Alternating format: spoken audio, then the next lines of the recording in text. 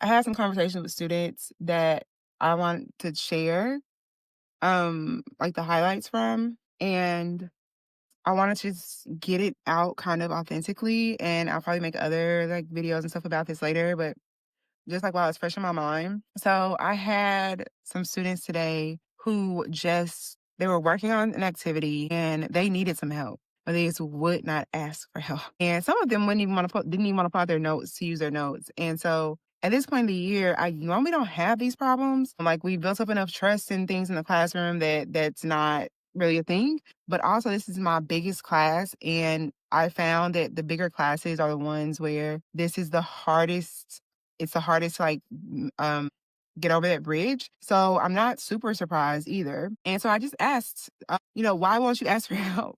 And I don't know what I thought the reason was and why I hadn't asked before this specific question. Like I don't know if I just thought they were being stubborn or what, but a lot of them today were like, well, I just really want to do things on my own. One of them was like, well, my family always told me that you have to work hard for what you want and like you have to be able to do things on your own. And I respect that. I told him, I was like, I respect it. I get it. And life is so much easier if you accept help when it's offered to you and it's appropriate. Like, it's my job to help you. So let me help you. There are situations where you probably shouldn't accept the help. This isn't one of them. And using your notes doesn't make you less capable or less smart. Like the point of this is to use your notes so you learn for the future so that next time you can do it on your own. And just a reminder, like the importance of having those conversations with students and not assuming the motives of students. And also just like, it's very complex because I'm sure when their parents are telling them this, they're not thinking that they're going to apply it in this situation. And it is very much a lesson that, I was taught too of like, sometimes you have to take care of you. And it's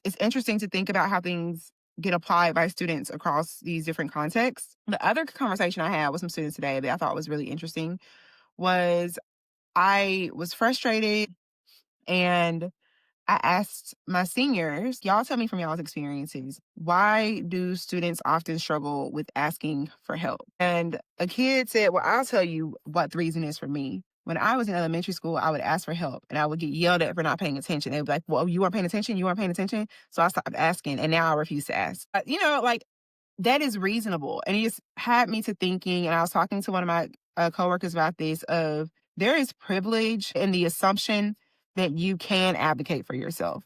Like every student does not know and understand and believe they can advocate for themselves. And for a lot of them, they have had experiences that told them the opposite.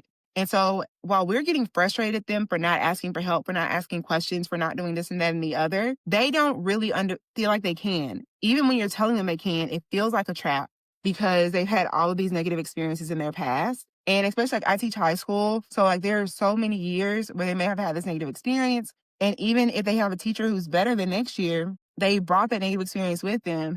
And as teachers, we're making all these assumptions about them not wanting to try and all of, this, that, and the third instead of interrogating what's happening. And so it's just like further proving the point to them that nobody's going to help them. So yeah, like talk to your students.